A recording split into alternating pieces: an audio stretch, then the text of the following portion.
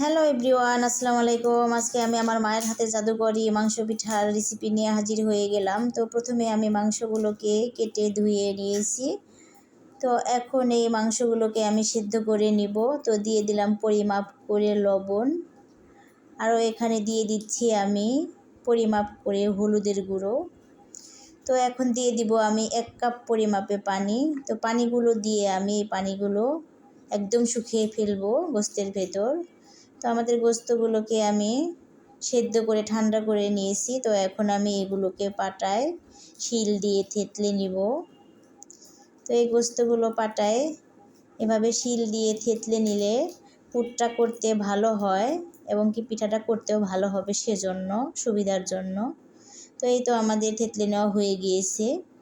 তো এখন আমি কড়াইয়ে তেল দিয়ে দিয়েছি, দিলাম আমি কিছু গরম মশলা। তো এখানে আমি দিয়ে দিচ্ছি এখন কিছু পেঁয়াজ। তো এই পেঁয়াজগুলোকে একটু বেশি ভেজে নেব। তো পরবর্তীতে আমি বাকি পেঁয়াজগুলো দিয়ে দিব। তো এখন বাকি পেঁয়াজগুলো দিয়ে দিলাম আমি রসুন কুচি। তো এখানে এখন দিয়ে দিচ্ছি আদা রসুন পেস্ট, দিয়ে দিচ্ছি আমি এক্সট্রা একটু জিরার গুঁড়ো, আরও দিয়ে দিচ্ছি হলুদের গুঁড়ো, মরিচের গুঁড়ো দিয়ে দিলাম, ধনিয়ার গুঁড়ো। তো এগুলোকে আমি এখন কষিয়ে নিব। তো হালকা একটু পানি দিয়ে মশলাগুলোকে আমি কষিয়ে নিব। তো এখানে দিয়ে দিলাম পরিমাপ করে লবণ। তো এই গোস্তের ভিতরে আমি 2টা আলু দিয়েছি কুচি করে।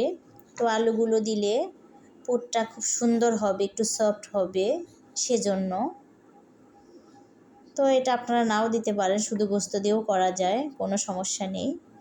তো এই তো আমাদের আলুগুলো কষিয়ে নেওয়া হয়ে গিয়েছে। তো এখন আমি গোস্তগুলো দিব। তো এখন গোস্তগুলো দিয়ে আমি আস্তে আস্তে ভেজে নিব মিডিয়াম তাপে।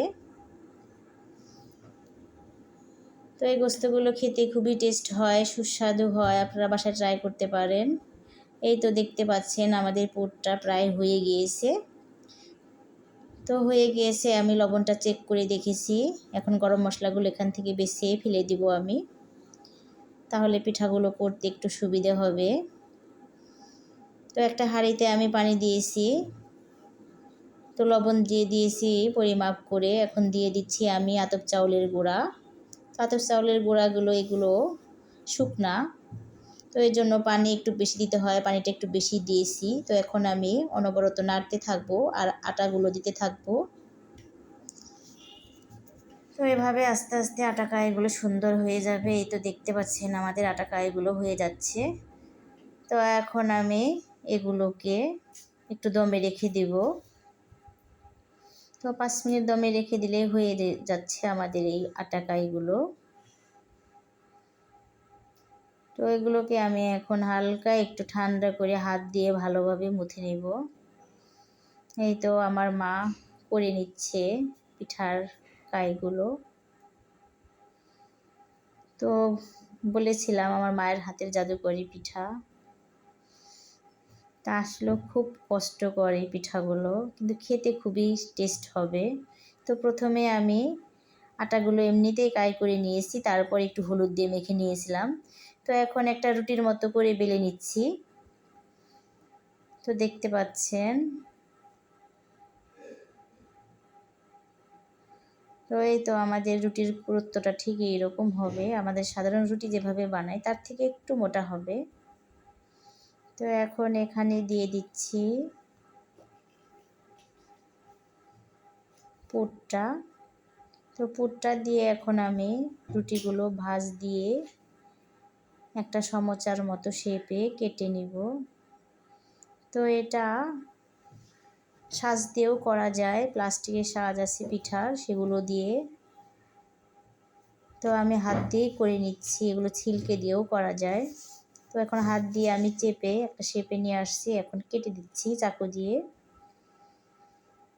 তো আসলে খুব সহজেও করা যায়, আবার চেষ্টা করলেই হবে। দেখতে পাচ্ছেন আমাদের একটা হয়ে গিয়েছে, পিঠা রেডি হয়ে গিয়েছে। তো এখন আমি আরেকটা করে দেখাচ্ছি আপনাদের সুবিধার জন্য। তো এই তো পুরটাকে দিয়ে দিলাম। এখন এগুলোকে আবার নখ দিয়ে একটা শেপ দিয়ে নিচ্ছি। তো এভাবে চেপে চেপে নিয়ে আমি দুই পাশ থেকে চাকু দিয়ে কেটে নিব। তাহলেই হয়ে যাবে আমাদের পিঠা রেডি। তো এগুলোকে তারপর আমি তেলে ভাজতে নিয়ে যাব। তাহলেই আমাদের পিঠা প্রস্তুত হয়ে যাবে খাওয়ার জন্য। দেখতে পাচ্ছেন, এই তো এভাবে সবগুলো আমরা করে নিব। তো সবগুলো পিঠা আমাদের করে নেওয়া হয়ে গিয়েছে। এখন এগুলোকে আমি তেলে ভেজে নেব। তো একটা কড়াইয়ে আমি তেল দিয়ে দিয়েছি।